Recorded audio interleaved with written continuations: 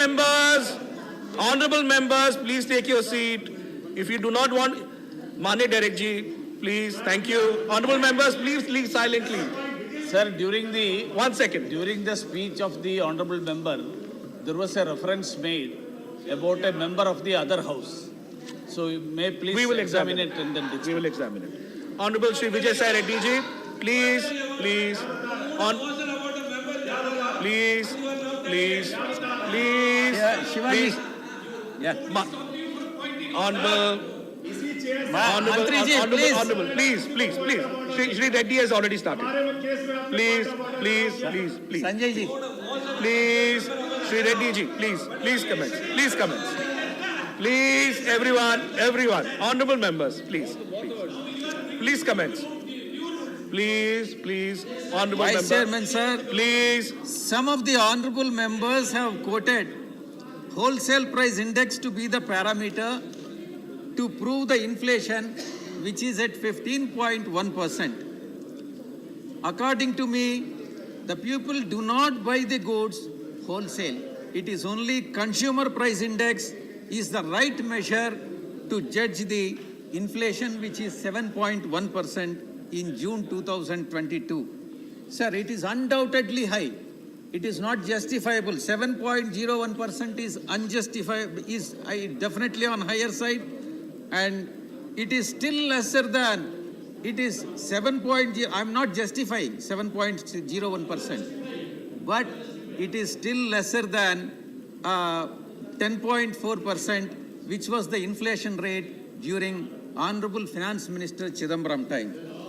Sir, RBI has got the mandate to keep the inflation within the limits with a median of 4% plus or minus 2%. I am asking the government, what is government doing? See, why RBI is not able to control the limits that it has imposed? 4% plus or minus 2% is the median. Sir, why this tolerance band has been breached? The entire RBI has further said the entire year for the remaining period, also the inflation rate would be well above 6%. This is the statement of RBI, sir.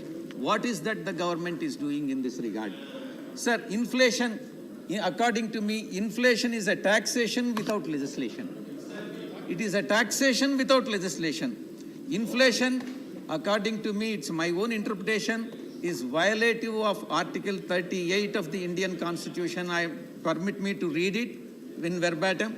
Quote, the state, that is the central government, shall in particular strive to minimize the inequalities in income and endeavor to eliminate the inequalities in status, facilities and opportunities, unquote. So this is the responsibility of the government to control the inflation.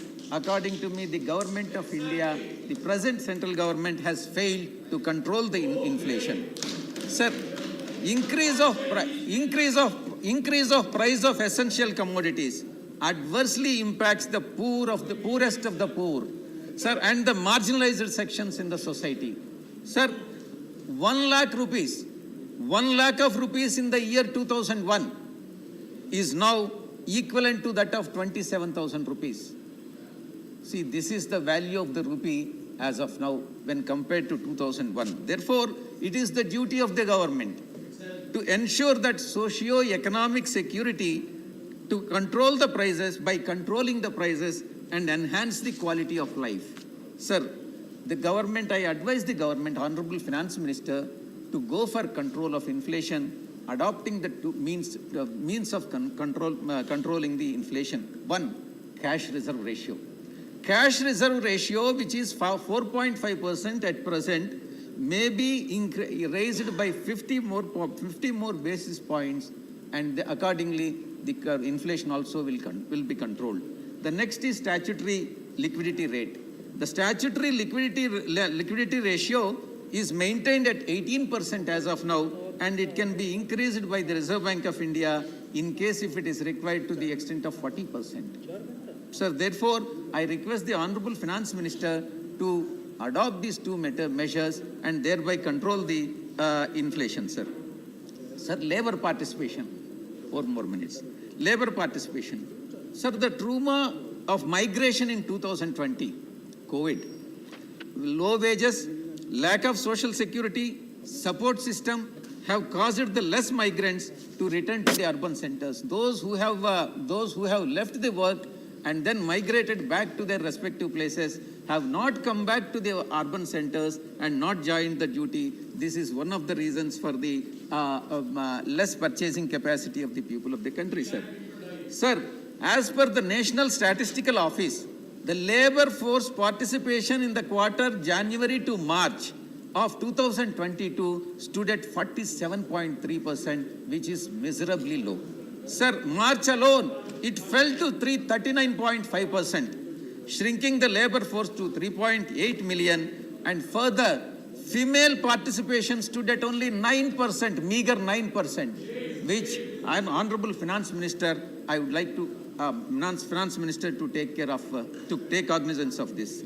Sir, the coal and petrol prices, which our honorable members have raised it. Sir, the price of the coal and oil prices have increased. The supply chain disruptions, coal and oil prices have been 7 years high as of today. In the last 7 years, this is the highest. The growth rate on the production of coal by Coal India Limited and its subsidiaries shows the negative growth. Minus 0.98% is the negative. Sir, between 2019-20 and 2021. So this is the state of affairs. Sir, in fact, today morning, honorable member from DMK, Kanimali Somuji, has raised this issue, cess and surcharge.